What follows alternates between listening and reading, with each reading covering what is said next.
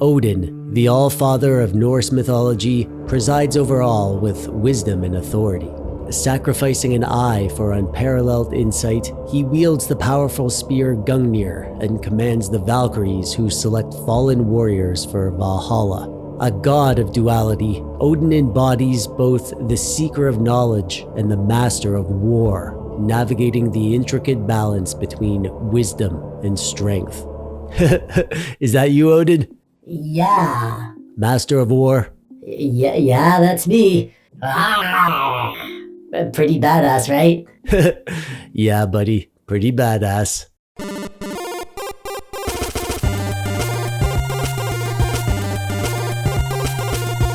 Hey there, I'm TechDweeb, welcome. Thanks for clicking on the video today. This here is the Odin 2. Isn't it cute? Say hello, Odin 2.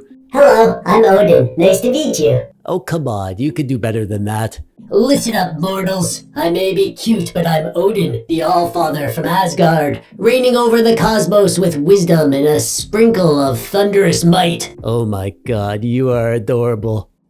Oh baby, wait till you see what this thing can do. The fact that this thing exists with the performance that it has at the price that they're selling it at is a complete game changer. I'm super excited to have this to show to you. It's not mine. It belongs to a dweeb that I know who very graciously offered to let me play with it and show it to you guys. It's a blast and it does so much. And today I'm going to show you why it's so great and what it can do and help you decide if it's right for you. So without further dilly-dallying, as my mom would say, let's dive in and check this thing out. For Asgard. It's not often that a device comes along that completely changes the game and sets a new standard, but the Odin 2 does just that. It's absolutely, hands down, the most powerful Android-based handheld gaming system that you could get. But not only is it crazy powerful, it's also a solid build, the controls are excellent, and it comes in at a price that isn't just attractive. It's downright confusing that they're selling this as low as they are. Considering what we get here, the fact that you can buy this for between $300 to $450, depending on which version you choose, is an absolute game changer. This is going to rock the retro handheld world to the core, the same way that the Steam Deck has done for handheld gaming PCs. You are looking at nothing less than the pinnacle of Android gaming handhelds right now. So buckle up, it's going to be a wild ride. I don't have a buckle. Oh, that's okay. It's a metaphor. Ah, a metaphor. A mortal's clever weave of words. Your wit rivals even the jests of Loki. Well played indeed. Yeah, thanks. The guts of this thing are really what sets it apart from other offerings. Verily, my guts are stout and true. This thing is powered by a Snapdragon 8 Gen 2, which is the current best mobile ARM-based processor that there is. This is the same processor that's in like the latest high-end smartphones. Now, there are 3 versions of the Odin 2 that you can buy. The base, the Pro, and the Max, and they have different component configurations. All the rest of the stuff is the same though. We get a 6-inch 1080p IPS LCD touchscreen, HDMI and DisplayPort video out, Wi-Fi 7, Bluetooth 5.3, a huge 8,000 milliamp hour battery, which will give you between 3 and 17 hours of battery life, which is freaking nuts. And we also get 65 watt fast charge 5.0. Active cooling, and the operating system is Android 13. If you're not familiar with what all of that means... Yeah, I have no clue what that means. Your words confound me, mortal. I mean, it's really, really good. Ooh, that's good. But I haven't even got onto the best part, which is the price. The base model is $300, the Pro is $370, and the Max is $460. So it's not cheap, but I'm telling you, this pricing is going to set a new standard for high-end Android handhelds. $300 for a Snapdragon 8 Gen 2 device is crazy. But even if you're not interested in the Odin 2, this level of performance at this price is going to push down the price of Android gaming handhelds in general, which is good news for all of us. Yay! I didn't film an unboxing. Actually, I thought I did, but I couldn't find the video file. So let's do a reverse unboxing, a reboxing. So in the box, we got a nice high quality USB-C to USB-C cable and the device itself. No, don't put me in there. The shadows of darkness do not befit the All-Father's radiance. Oh, come on. Could you just try to act like a brave Norse god?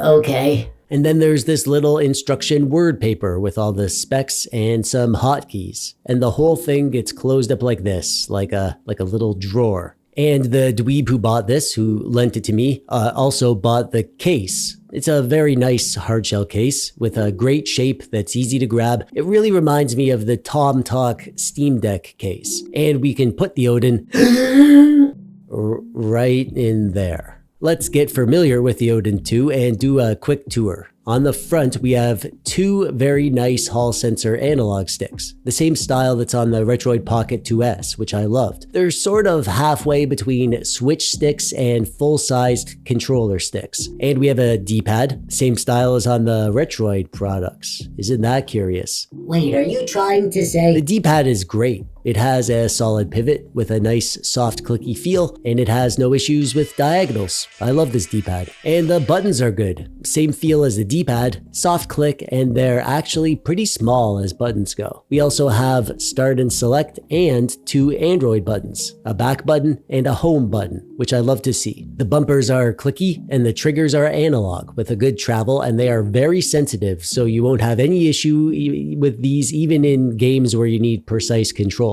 Also on the top is a micro SD card hole and a micro HDMI hole, an event for the fan, and volume controls, and a fingerprint reading power button. And underneath we have our USB-C hole for docking or data transfer or plugging in devices or charging or all of the above, and a headphone hole. And around back we have two paddle buttons that are independent, so you can bind those in your apps to be whatever you want. I kind of forgot these were even here. I never use them. And a vent grill for airflow. And you probably noticed that my model is a transparent blue. And I think it looks alright, even though I'm not really into blue. I'm probably just bitter that they didn't make a retro NES color scheme though. And we have some RGB. There's some lights around the sticks and along the side of the device, which you can customize or disable. The shape is really, really comfortable. It's got some great curves to wrap your fingers around, and it's right up there with the most comfortable handhelds that I've ever used. And even when it heats up, you don't feel that heat in your fingers. It runs very cool. Cool as a pickled cucumber. You mean a pickle? Yep. And the screen is absolutely gorgeous. This is a 1080p screen, and it's just about as nice as you could ask for. It does have bezels, but they're not too thick. The colors are bright, the pixel density is amazing, and it actually does go quite dim. And there's even an extra dim mode, which is good if you play in bed next to a grumpy bedmate who doesn't appreciate the finer things in life. Oh, and it's not overly pocketable. It's too big and awkward for that, so I'm not even gonna bother trying to shove this in my pocket. Oh, thank God. The system that we have on here is Android 13. We have two launchers to choose from. QuickStep, which is a standard Android experience, and the Odin launcher, which is sort of a tile-based launcher. I don't like it very much, but it is nice and simple if you're into that. I went with the Nova launcher for this because it's just my favorite. We also get some quick options in the drop-down shade menu thing. You can change the RGB on the sticks and the sides of the device in here. Change the performance profile between standard performance and high performance. If you need the performance, you can crank this up, and for the highest end stuff, you will need that enabled. But I found that the battery lasts so long when it's on standard that I just kept putting it back down whenever I wasn't doing high end stuff, because this thing really does last freaking forever. And you can adjust the fan profile. I just leave this at smart. Charging separation will make it so that when it's plugged in, the device won't be charging. It'll just be running off the external power and not touching the battery. And then under the Android settings, we get some Odin specific options. Changing the video output mode, changing the controller style and the trigger mode, virtual mouse, factory reset, just a bunch of useful stuff in there. But we're not done yet, because we also have a quick settings panel that we can swipe in from the right side of the screen. And that'll let you turn on an FPS overlay, see the temperature, memory usage, a bunch of useful tools. But most importantly, this is where you can access the on-screen key mapping software. So for those games that don't have built-in controller support, you can map the Odin 2's buttons to on-screen functions. There's a good many options, and you should be able to set these up exactly the way you want. Wow, that's a lot of stuff.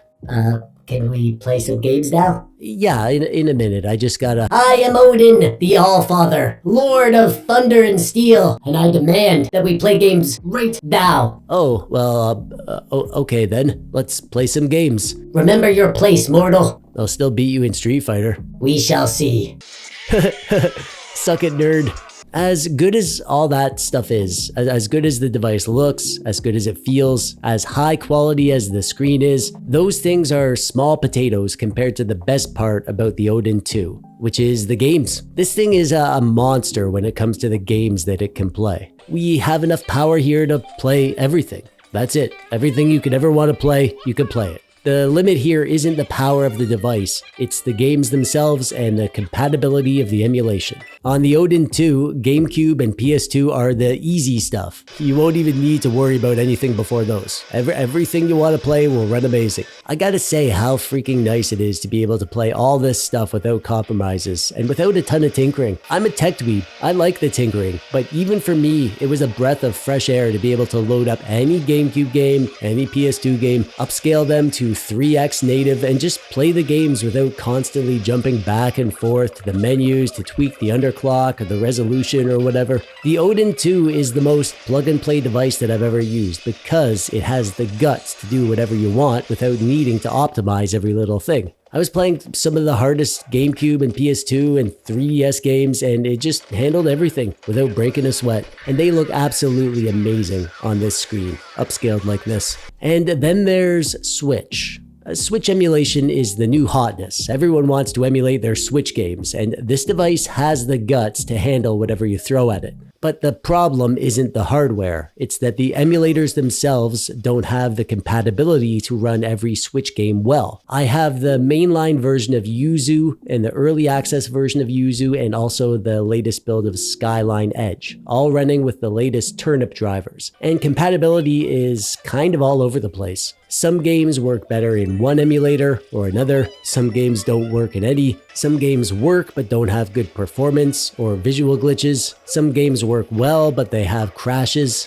When it works great, and it's a glorious experience. But the problem is that it doesn't always work. However, Switch emulation is very new. These emulators and drivers are getting better and better every day. And it wouldn't surprise me if eventually we get 100% compatibility and performance in not so long a time. And when we do, the Odin 2 will definitely be able to handle everything. We're just not there yet. But that's kind of it. The disappointment here is that because we're on Android, we don't have more emulators to help us push the hardware even harder. We don't have the ability to play Xbox or Xbox 360 or PS3. Those games can be played on handheld PCs, and work has started on Android versions of those, but we're pretty far off. We're not anywhere near being able to natively play any of that higher end emulation on Android. Which brings me to the elephant in the room. The Odin 2 Pro, which is the model that I recommend, is $370, and that is an introductory offer. The price is supposed to go up. With the upcoming release of the Steam Deck OLED, Valve has slashed the price of the previous models of the deck. The base is now $350 and the 256GB model is $399. And the Steam Deck is undoubtedly a more capable system. You can emulate Xbox, Xbox 360, and PS3 on the deck, and compatibility with Switch emulation is better there. In some ways, it's like comparing apples to kumquats, because these are very different devices and offer very different experiences. But I dare say that at this price, the deck is going to just give you more options. And obviously, the deck has access to the vastness of the library of PC gaming. Everything from indie games to AAA PC games. The Odin 2 is amazing at this price compared to the competition in the Android space. But the deck is a behemoth that can't be stopped, especially now with the price drop. And considering that, the Odin 2 isn't as much of a must-have as it would be in a non-deck world.